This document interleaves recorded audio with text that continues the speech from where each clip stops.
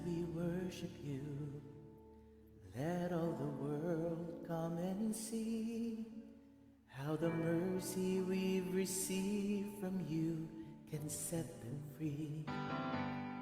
As we worship you, let all this joy that fills our hearts bring a hunger and a hope to those who strayed so far. As we bow in adoration and stand in reverent awe, show your majesty and glory, let your anointing fall. As we declare your name, Lord Jesus, as the only name who saves, may the power of your salvation fill each heart, we pray.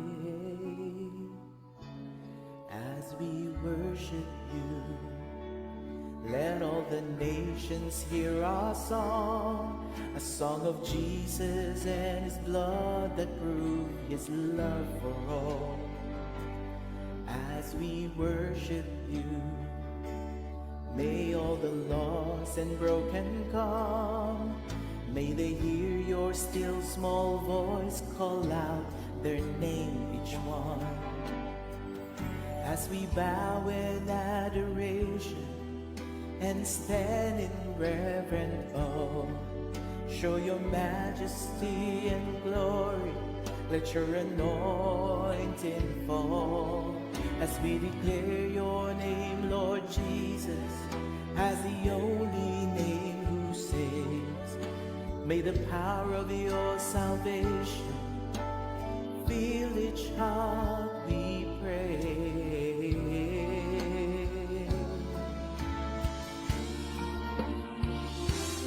As we worship you, let all the world come and see how the mercy we've received from you can set them free. As we worship you, let all this joy that fills our hearts bring a hunger and a hope to those who strayed so far.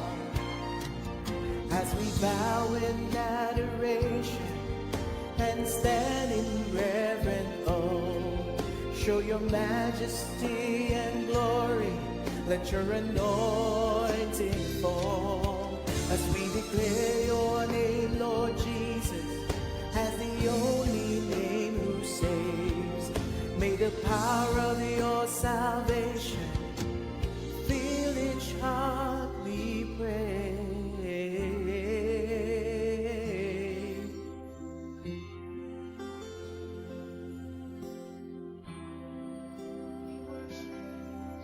As we worship you,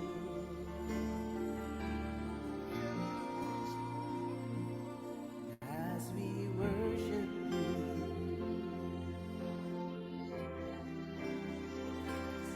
as we worship you,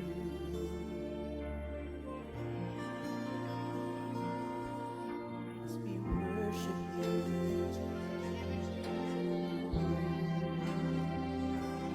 as we worship you.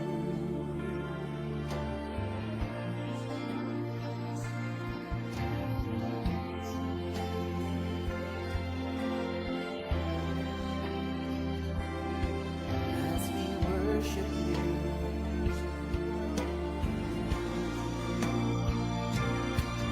as we bow in adoration and stand in reverent awe, show your majesty and glory, let your anointing fall. As we declare your name, Lord Jesus, as the only name who saves, may the power of your salvation fill each heart, we pray. As we worship you,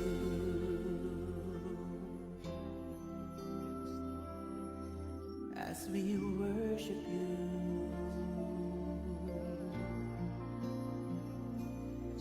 as we worship you.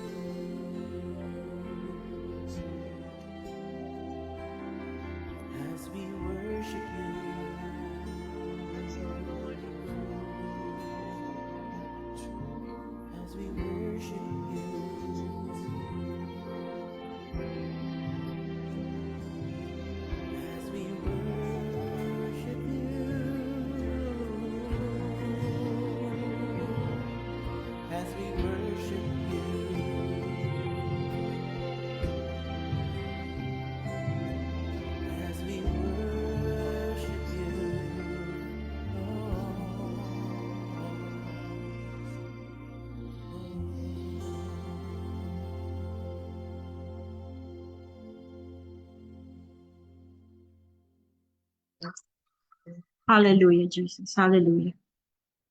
Lord, we worship you in spirit and in truth. Maraming salamat po, Panginoon, sa gabing ito na muli ka naming makakanaig sa panalangin sa pagsamba. Let there be an atmosphere of worship in our hearts tonight, O God. Let our hearts be expectant tonight sa gagawin mo sa aming kalagitnaan. Lord, maraming salamat sa presensya ng iyong banal na spirito na patuloy namin makakasama sa umpisa ng awitan na ito hanggang sa pakikinig namin ng iyong mga banal na salita at hanggang sa aming mga panalangin. Lord, maraming salamat sa bawat isa na nakikiisa sa amin sa gabing ito sa panalangin. Salamat sa bawat puso na handa, Panginoon, na makiisa, Panginoon, upang ikaw ay sambahin sa katotohanan at sa Espiritu. Maraming salamat, O God. Ibinabalik namin ang lahat ng papuri sa iyo. Sa pangalan aming Panginoong Hesus, samahan niyo po kami, Panginoon, hanggang matapos ang gawain na ito. In this we pray in the name of Jesus. Amen and amen. Purihin ang ating Diyos na buhay, mga kapatid. Magandang gabi sa bawat isa. At muli, sama-sama tayong mananalangin, makikinig at mag-aaral ng kanyang banal na salita sa gabing ito. Kaya mga kapatid, ihanda natin ang ating pandinig at ating sundan ang pagbabasa ng salita ng Diyos sa Lucas chapter 22.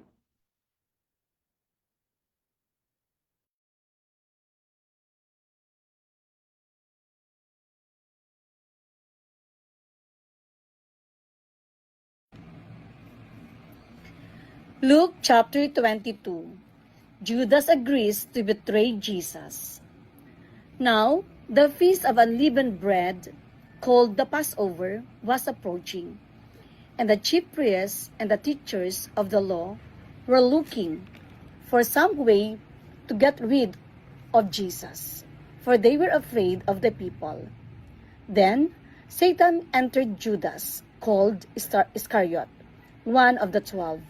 And Judas went to the chief priests and the officers of the temple guard and discussed with them how he might betray Jesus. They were delighted and agreed to give him money. He consented and watched for an opportunity to hand Jesus over them when no crowd was present. Then came the day of unleavened bread on which the Passover lamb had to be sacrificed. Jesus sent Peter and John, saying, "Go and make preparations for us to eat the Passover." "Where do you want us to prepare for it?" they asked. He replied, "As you enter the city, a man carrying a jar of water will meet you. Follow him to the house that he enters, and say to the owner of the house, 'The teacher asked, where is the guest room where I may eat the Passover with my disciples?' He will show you a large upper room, all furnished. Make preparations there." They left and found things just as Jesus had told them. So they prepared the Passover.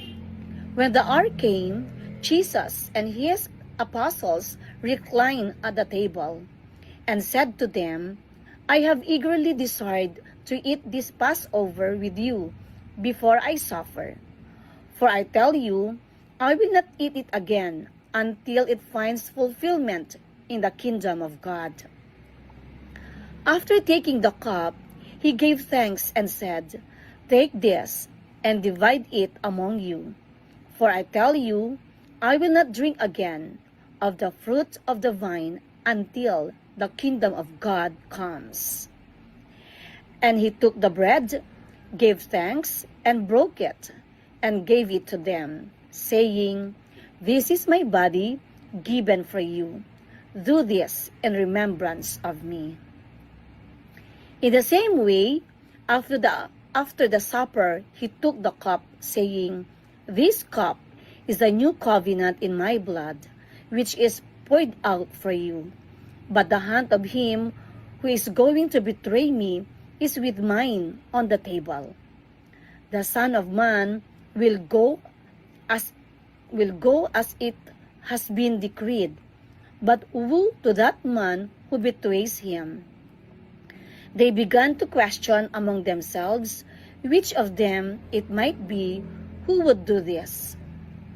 Also, a dispute arose among them as to which of them was considered to be greatest.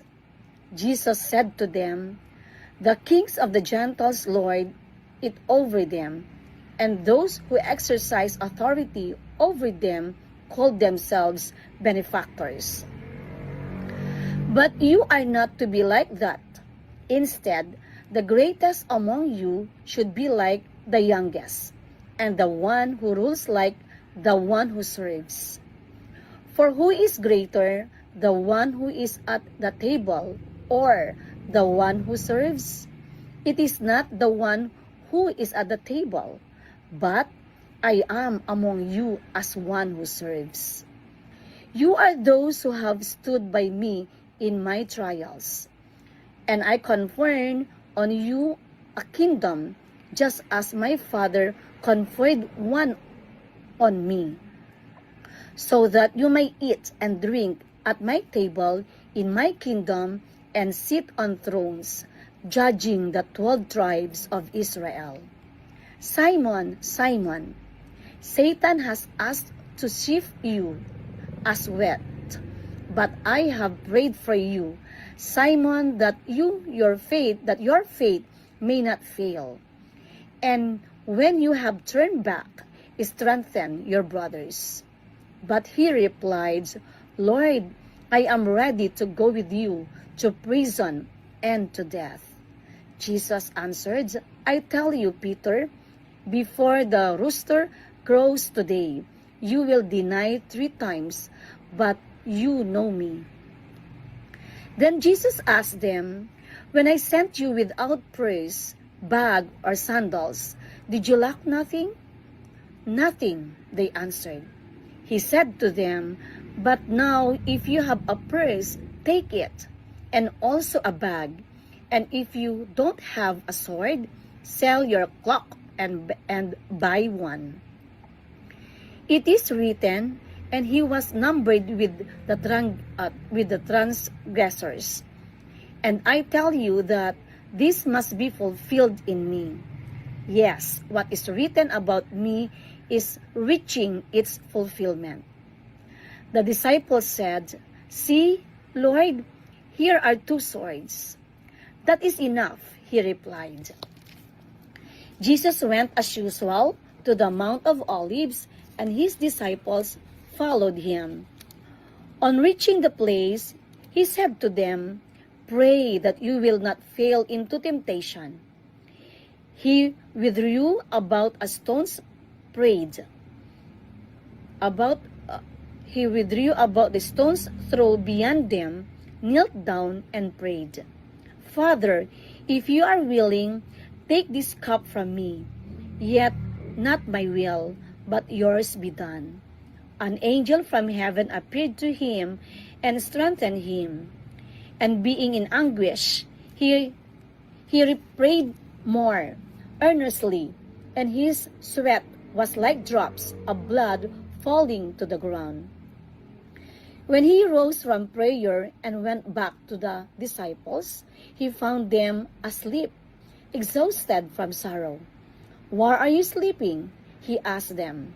"Get up and pray so that you will not fall into temptation."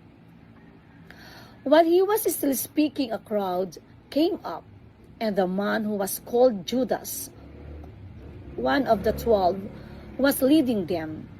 He approached Jesus to kiss him, but Jesus asked him, "Judas, are you betraying the Son of Man with a kiss?" When Jesus' followers saw what was going to happen, they said, "Lord, should we strike with our swords?" And one of them struck the servant of the high priest, cutting off his right ear. But Jesus answered, "No more of this." And he touched the man's ear and healed him. Then Jesus said to the chief priests, The officers of the temple guard and the elders who had come to him for him, am I leading a rebellion that you have come with swords and clubs? Every day I was with you in the temple courts, and you did not lay a hand on me. But this is your hour, when darkness reigns. Then seizing him, they led him away and looked him into the house of the high priest. Peter followed at a distance. But when they had kindled a fire in the middle of the courtyard and had sat down together, Peter sat down with them. A servant girl saw him seated there in the firelight. She looked closely at him and said, "This man was with him." But he denied it. "Woman, I don't know him," he said. A little later someone else saw him and said, You also are one of them." "Man, I am not," Peter replied. About an hour later, another asserted, "Certainly this fellow was with him, for he is a Galilean." Peter replied, "Man, I don't know what you're talking about." Just as he was speaking, the rooster crowed, and the Lord turned and looked straight at Peter. Then Peter remembered the word he had spoken to him. "Before the rooster crows today, you will disown me 3 times." And he went outside and wept bitterly. The men who were guarding Jesus began mocking and beating him. They blindfolded him and demanded, "Prophecy, who hit you? Who hit you?" And they said many other insulting things to him. At daybreak, the council of the elders of the people, both the chief priests and the teachers of the law, met together, and Jesus was led before them. "If you are the Christ," they said, "tell us." Jesus answered, "If I tell you, you will not believe me. And if I ask you, you would not answer. But from now on, the Son of Man will be seated at the right hand of the mighty God." They all asked, "Are you then the Son of God?" He replied, "You are right in saying I am." Then they said, "Why do we need any more testimony? We have heard it from his own lips." Amen. Praise the Lord. Blessed be the reading of the Word of God. Thank you, Sister Evelyn, sa paglalaan mo ng panahon para sa gawain ng ating Panginoon. At mula sa pagbabasa ng chapter 22, ngayon ay atin namang pagbulay-bulayan ang mas malalim na mensahe nito na ibabahagi sa atin ni Pastor Marlene Maria Calika ng Good News Assembly of God sa Bawang La Union, isa sa ating mga daughter church.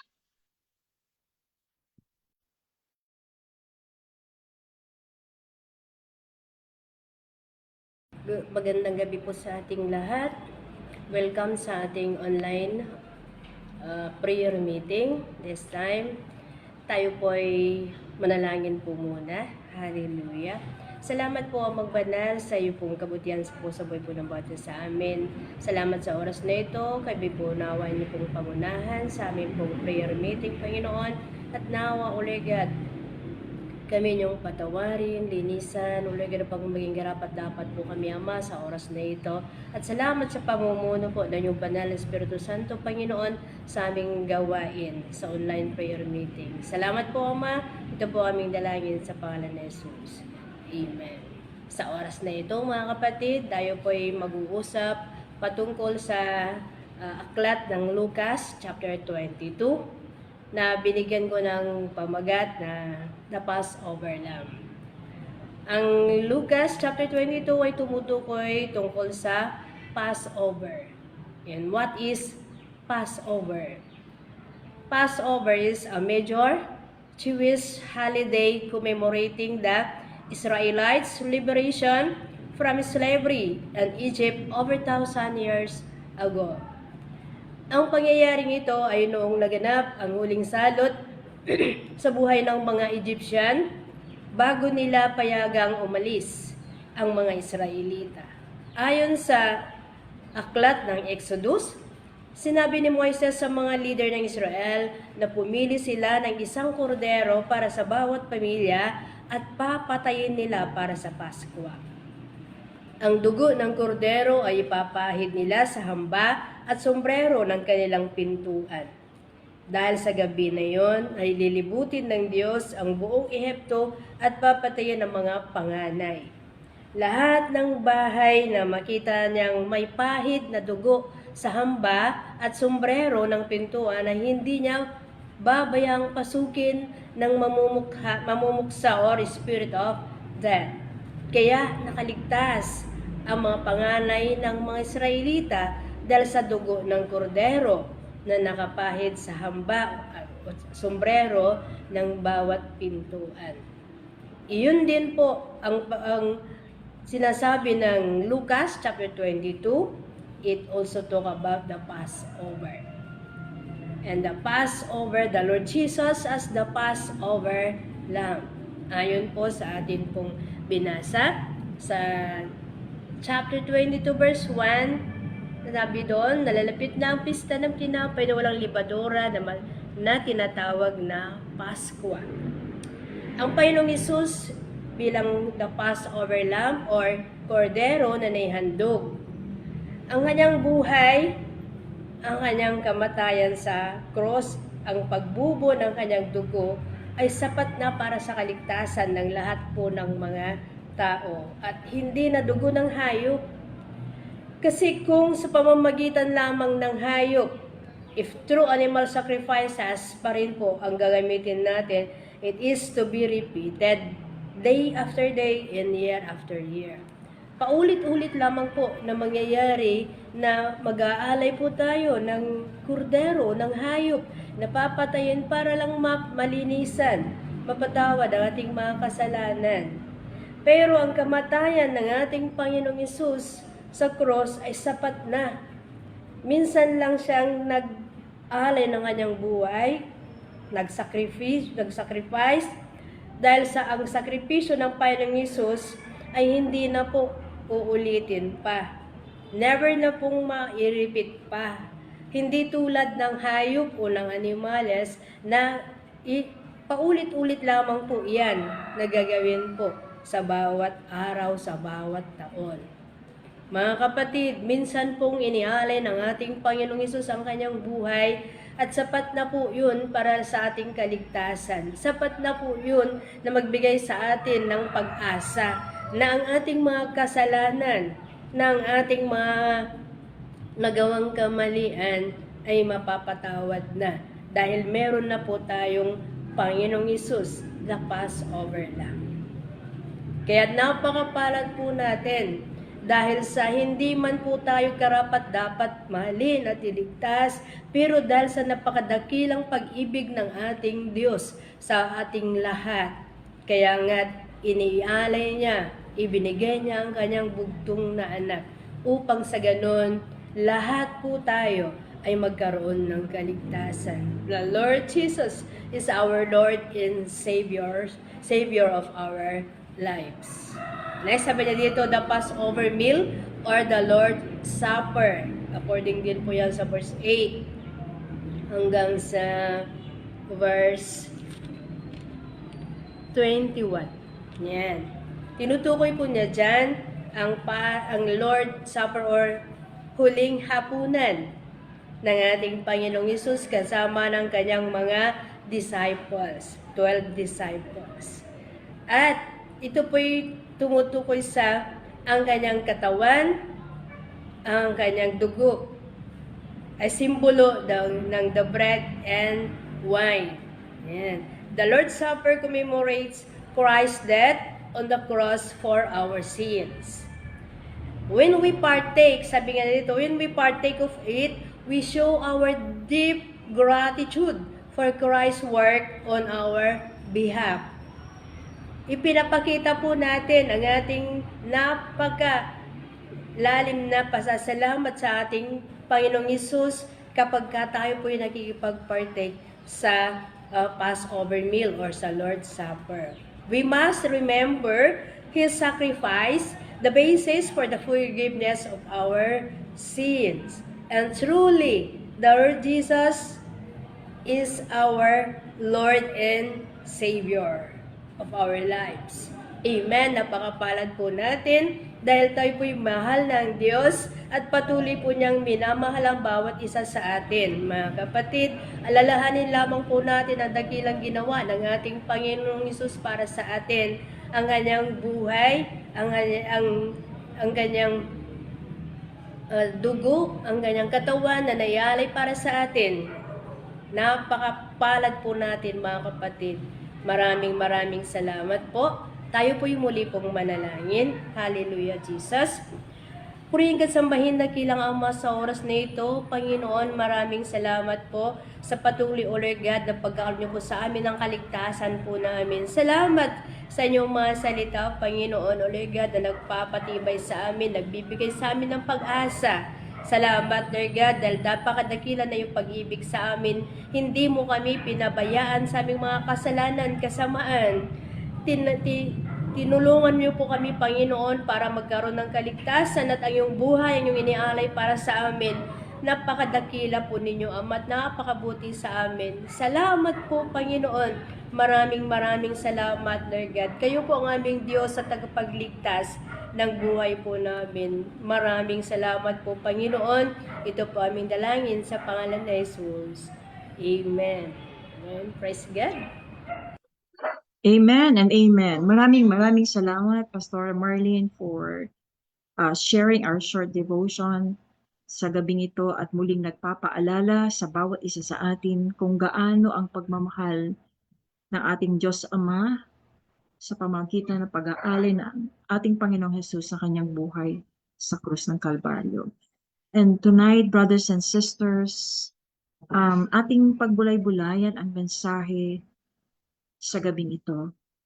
Nagpapatotoo ng sukdulang biyaya ng ating Panginoon at sukdulang na pagmamahal niya sa bawat isa sa atin.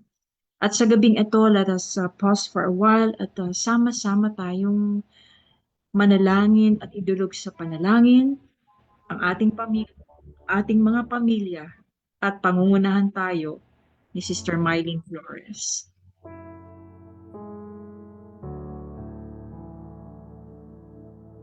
Let us continue to pray po for our families. Father God, we come before your throne of grace once again, oh God, fully aware, Lord, of the kind of world that our families are navigating in. Lord, we know, Panginoon, the noise, Lord God, of the society, Lord, the distractions, Panginoon, of the world, Lord God. It drowns your truth, oh God. And I pray, Lord God, especially sa time, Lord God, where the sanctity of every home, Lord, is always tested. Lord, we pray that we may truly anchor ourselves in you, oh God. Father, we ask that you breathe life again into every homes, Panginoon, into every household, oh God. And I pray that you let your Holy Spirit sweep through every halls, every rooms, and every household, oh God. And I pray, oh God, that you clear out, Lord, clear out every tension, oh God. Mend, Lord, the hidden fractures, Panginoon. And I pray, Lord, make our families a living and breathing reflection of your kingdom on earth once again, oh God. Father, we are lifting to you, Panginoon, every husbands and every fathers, Lord God, in every household, Lord, that stands in the gap of every families, oh God, that stands, Lord, in the front lines, Panginoon, of every family. Father, I pray, oh God, that you, Lord, in the culture, Panginoon, in a culture, in a world, Lord God, where where nami-misinterpret, Panginoon, yung meaning, Lord, ng manhood, oh God. In a world, Lord, that undermines true biblical manhood, Panginoon. We ask, Lord, that you raise up men, Lord, who lead like you, oh Jesus. Lord, men who lead with love, with integrity, Panginoon, with humility, with kindness, Lord God, and Lord, with a servant's heart, Panginoon. Father, grant these fathers, Lord, wisdom. Lord, that when the weight of responsibility feels like it's crushing down on them, Panginoon, and it feels like, Lord, the answers, Lord, isn't clear. Father, give them divine wisdom and guidance, oh God. And I pray, Lord, clothe them with integrity, Panginoon, and humility, oh God. And you strip away, Lord, the pride. Strip it away, oh God, and teach them, Lord, that their true strength, yung tunay na kalakasan nila, Panginoon, it is found, Lord, every time they kneel in prayer, oh God. Father, give them, Panginoon, that holy courage that they may protect, Lord God, their families, oh God, and not just, Lord, physically, but spiritually, Father God. I pray, oh Jesus, I pray, Lord, that you guard the atmosphere of their homes with prayer, oh God, with kindness, oh Jesus, and with unwavering biblical truth, oh God. Father, I pray that you let our fathers and our husbands, Lord God, Lord, let them lead by example. Allow them, Lord, to show their children what it looks like, Lord, to walk humbly with you and to honor, Panginoon, their wives, Lord God, with their sacrificial love, oh Jesus. And Father, we also lift to you, Lord, the wives, Panginoon, and the mothers, Lord, of every household. Lord, we pray, Panginoon, for these mothers who give so much, Lord God, of themselves every single day, Panginoon, often in silence, Lord God, and often in fatigue, oh Jesus. And we pray, Panginoon, that you pour out a fresh outpouring, Panginoon, of your grace, of your patience, of God, and your supernatural strength in their souls, Father God. And make them, Lord God, a radiant light, oh Jesus. Father, I ask, Lord God, that you let them be clothed, Lord God, with strength and dignity. And I pray, oh God, that you allow them, Lord, to be able to laugh, Lord, with joy, Panginoon, for the days to come, Panginoon, without fear or anxiety, Lord, just like, Lord, in Proverbs 31. And I pray, oh Jesus, that you fill them, Lord, with kindness. And let their words, Panginoon, be a balm of encouragement, oh God. A balm of healing, Lord, that heals the wounded spirits in their homes, oh God. And I pray, oh Jesus, that you renew them, Lord. Renew their spirits, Lord. And then when they feel, Lord, when they feel unseen, oh God, when they feel, Lord, unappreciated, or when they feel overwhelmed, Lord, by the many responsibilities at home, oh God, Lord, remind them that their labor in love is deeply appreciated and it's deeply precious to you, oh Jesus. And I pray, Panginoon, as well for the children, Panginoon, for our children, oh God.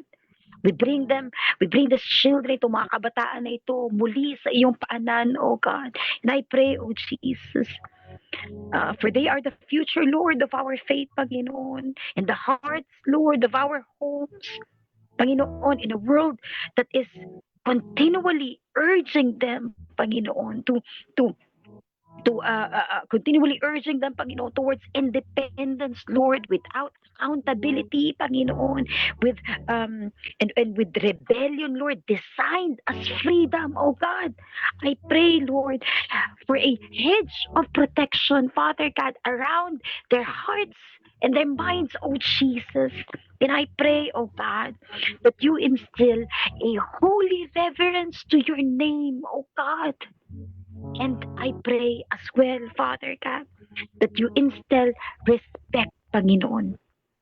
Teach, Lord, our young people, Panginoon, to honor, to listen, Lord God, and to love their parents as your word commands, Panginoon, in Ephesians 6:1-3. Understanding, Lord God, that in honoring their fathers, their parents, Lord, they are honoring you, oh God. Father, give them joy, Panginoon. Give them obedient hearts, oh God.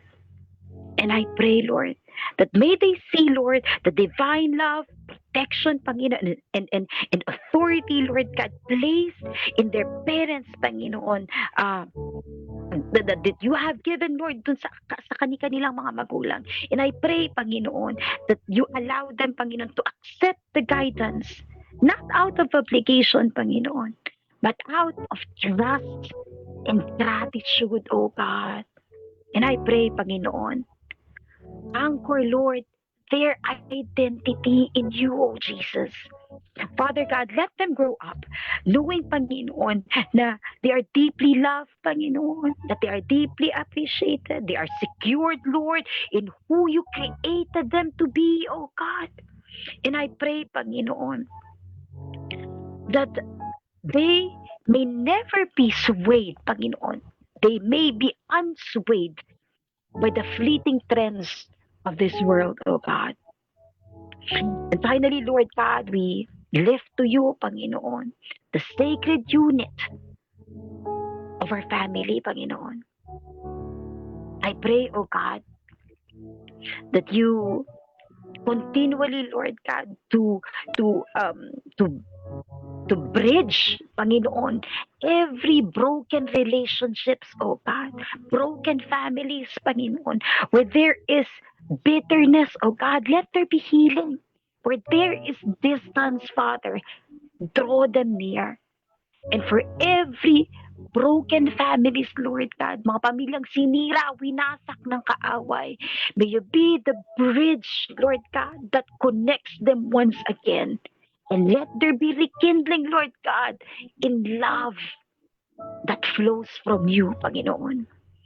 Father God, I pray you let our households, or God, be sanctuaries of peace, Lord. Places, Lord, where biblical truth is lived out, oh God, and love, Lord, is not only heard but is truly felt, oh Jesus. And I pray, oh God, may forgiveness flows freely. I pray, Panginoon, may our families, Lord God, shine brightly as beacons of light, as beacons of hope, and unshakable unity, Panginoon, in a dark world. And I pray, Lord, that every family bring glory, honor, and praise back to your holy name. Ito po ang aming panalangin, Panginoon, for every family, for every household. In Jesus' name we pray. Amen and amen. Amen and amen. Maraming salamat, Sister Marlene. At sa pagkakataon na ito, sama-sama natin idulog sa panalangin ng ating mga pastor. Ang maging isang leader ng isang iglesia ay napaka matinding tungkulin. Kaya nararapat na lamang na ang bawat isa sa atin, we will pray in prayer our dear pastor, leading the church, at sa mga iba pang nakaatas sa kanya na mga responsibilidad. Samahan ninyo ako, mga kapatid. At panalangin natin ang ating mahal na pastor, Dr. Conrado Lumahan. Hallelujah, Lord. Maraming salamat po, Panginoon, sa gabing ito. Inihanda mo ang aming puso na magkaisa sa panalangin. O aming Ama, itinataas namin sa panalangin ang aming head pastor, si Pastor Lumahan. Salamat, Panginoon, sa pagkakaloob mo ng karunungan at malawak na pangitain para sa iyong iglesia, ang All Gospel Church. Salamat, Panginoon, at nananatili siyang tapat sa kanyang panawagan bilang iyong pastor na siyang gumagabay, nangangaral at nagtuturo ng inyong banal na salita. Panginoon, dalangin namin na patuloy mo siyang gabayan sa tulong ng iyong banal na spirito sa bawat desisyon na kanyang ginagawa bilang aming head pastor sa All Gospel Church at ang kanyang tungkulin sa Philippine General Council of the Assemblies of God at sa iba pang mga responsibilidad na iyong ipinagkatiwala sa kanya. Na sa kabila ng mga tungkulin na ito, ay mananatili po siyang lumalakas at sumisigla at nagtitiwala sa iyo, O Diyos. Nalilipad siya tulad ng isang agila. Siya'y tatakbo ngunit hindi mapapagod. Siya'y maglalakad ngunit hindi siya. Panginoon, dalangin po namin na sa buong tapang niya sa pagbabahagi ng iyong banal na salita, ingatan po ninyo ang kanyang integridad at igawad ang iyong proteksyon sa bawat lugar na kanyang pinupuntahan. Samahan niyo po siya, Panginoon, saan man dako mo siya dalhin po. At buong tapang niya, Panginoon, na paglilingkuran ka, buong tapang niyang iahayag ang katotohanan ng iyong banal na salita. Ito po ang aming pagsamo at panalangin sa pangalan ng aming Panginoon. At ganoon din, Panginoon, sa gabing ito, itinataas din po namin ang kanyang buong pamilya. Si Pastora Annie, si Agape, si Efraim, si Ian, si JR, si Royaling, si Lucas, si Emilia, si John, si Joan, at Ada. Salamat, Panginoon, sa buhay ng bawat isa sa patuloy mo silang ginagamit sa iyong ministeryo at sa iyong ubutan. At saan mo man sila idinako, Panginoon, magkakalayo man sila ng lugar. Manatili po silang tapat sa iyong panawagan. At sa kabila ng mga personal nilang mga struggles, Lord God, hindi man namin ito alam. Ngunit nalalaman mo, naririnig mo ang kanilang mga panalangin at pagsama. Thank you, Lord, that you remain faithful sa kanilang pangangailangan spiritual. Panginoon, dalangin po namin na manatili sa loob ng kanilang pamilya ang tahanan, ang patuloy na buo at sama-sama nilang pagkakaisa sa panalangin. Buo ang pagmamalasakitan at higit sa lahat, buo ang pamilyang nagmamahal. Dahil ikaw, O Diyos, ang unang nagmahal sa bawat isa. Maraming salamat po, Panginoon, sa buhay ng buong Lamahan Family. At alam po namin, O Diyos, na inumpisahan mo na trabaho sa buong pamilyang ito. Itatapusin mo hanggang sa muli mong pagdating. Lord, ito ang aming panalangin sa pangalan ng aming Panginoon Jesus. Amen. At sa pagkakataon na ito, mga kapatid, atang itulog sa panalangin ang mga personal priorities. Hallelujah, Lord God. Patuloy naming dalangin, Panginoon, sa gabing ito. Muli, O God, si Sister Tess Pederis na may mga gallstones, Lord. Si Sister Talia of Kigan na may diabetes at high blood pressure. si Sister Angie Alfonso, Panginoon, na naghahanda para sa kanyang heart operation. Naniniwala po kami, Panginoon, mananatili kang tapat na ikaw ang Diyos na magpapagaling sa kanila. At patuloy, Panginoon, nangako ka, O Diyos, that by your stripes we are healed. Lord, dalangin din po namin, Panginoon, na ikaw din, Panginoon, ang magpo-provide ng kanilang pangangailangan. At Lord, you will open opportunity even for a job sa asawa ni Sister Talia, Lord, in the name of Jesus. At Lord,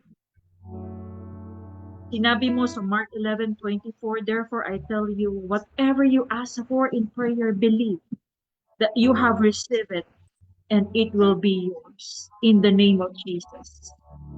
At sa gabing ito, dalangin din po namin si Sister Evelyn, O God. Alam mo, Panginoon, ang iniiyak niya, Panginoon, na dalangin sa iyo. And Lord, we believe that in the name of Jesus, Lord, we believe a miracle healing sa kanyang karamdaman. In Jesus' name. By the power of the blood of Jesus, we trust to you, Panginoon, ang karamdaman ito, na tuluyan mo ng tunawin anumang klase ng bukol, Panginoon, ang nasa kanyang throat in Jesus' name. And we even lift up to you, Panginoon, si Sister Indira, O God. There's nothing impossible with you, Panginoon. At naniniwala po kami at nagtitiwala po kami sa pangako mo na kagalingan, O God, sa aming kapatid. At maging, Lord God, ang batang si Yuri Butchanay. Naniniwala po kami na walang imposible sa iyo. At patuloy namin siya itinataas sa panalangin, O God.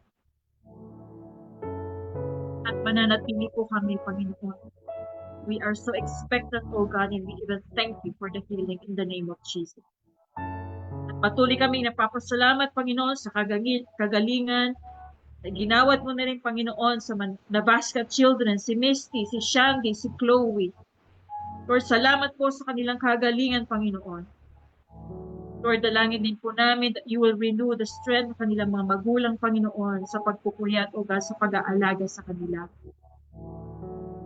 And Lord, nagpapasalamat din po kami sa kagalingan, Panginoon, and complete recovery ng Flores family.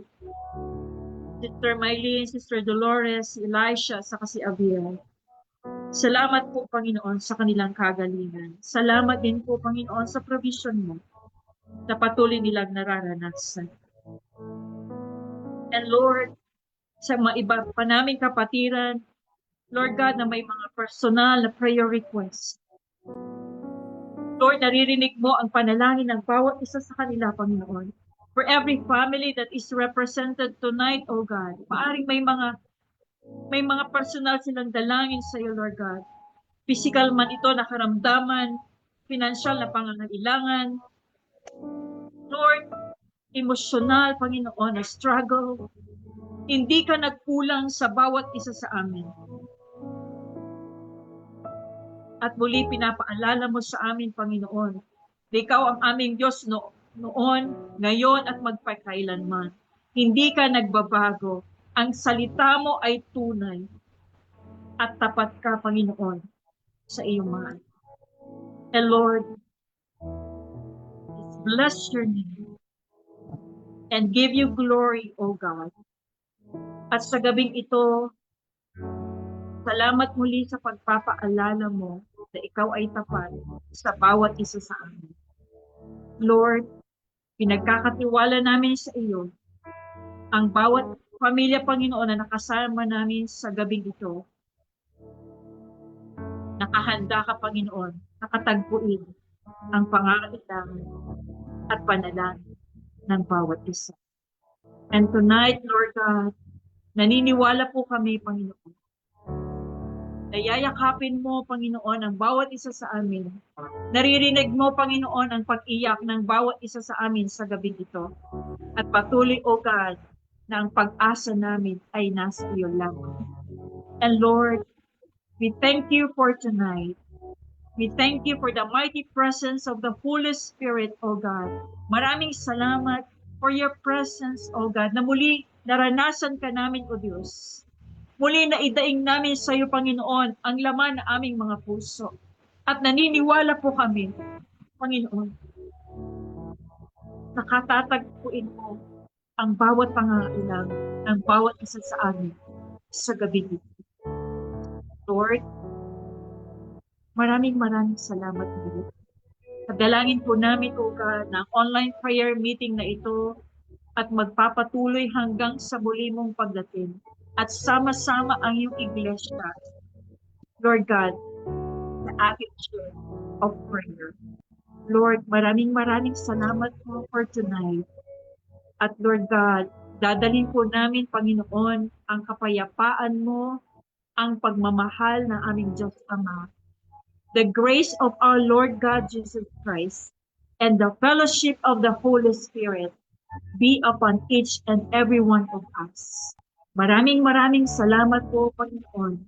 Pinupuri ka namin, dinadakila ka namin, at ibinabalik namin lahat ng pasasalamat, ng pagpupuri sa pangalan ng aming Panginoong Diyos. At ang lahat ay magsabi ng Amen at Amen. Hallelujah. Maraming salamat for joining us tonight, brothers and sisters. And we will see again for another Thursday ng ating Bible reading and intercessory prayer time. Good night, everyone, and God bless us all.